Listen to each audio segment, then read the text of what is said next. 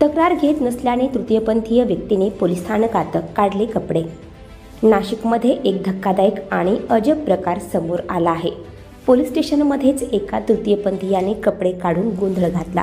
Police स्टेशनमध्ये तिने कपडे काढून गोंधळ घातल्यामुळे पोलिसांची एकच पंचायत झाली। या तृतीयपंथीयाची गाडी अज्ञात व्यक्तीने जाळली होती। गाडीची भरपाई करून द्यावी अशी मागणी करत या तृतीयपंथीयाने स्टेशनमध्ये राडा घातला। अखेर पोलिसांनी या प्रकरणी तक्रार दाखल केली असून तपास सुरू केला आहे। नाशिकमधील पेठ रोड म्हसरूळ पोलीस स्टेशनच्या हद्दीत अज्ञात व्यक्तीने कार आणि दुचाकीला आग लावली।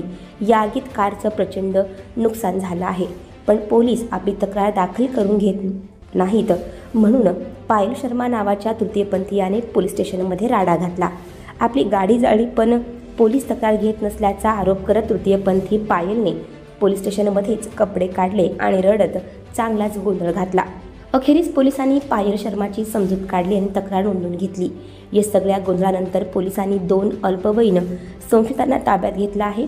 या दोघांनी आपली गाडी जाळली असा दावा पायलने केला आहे। नाशिकचा म्हसरूळ आरटीओ परिसरात ही जाळपोळीची घटना घडली। शर्मा यांनी पोलिसांमध्ये तक्रार दिली आहे। शर्मा यांनी मारुती सुझुकी इंगीज एक दुचाकी विकत घेतली होती। रात्री 9 वाजेच्या सुमारास नेहमीप्रमाणे दोन्ही गाड्या या घरासमोर त्यांनी पार्क केल्या होत्या। पहाटे 3 वाजेच्या सुमारास शर्मा हे लघुशंका करण्यासाठी उठले होते।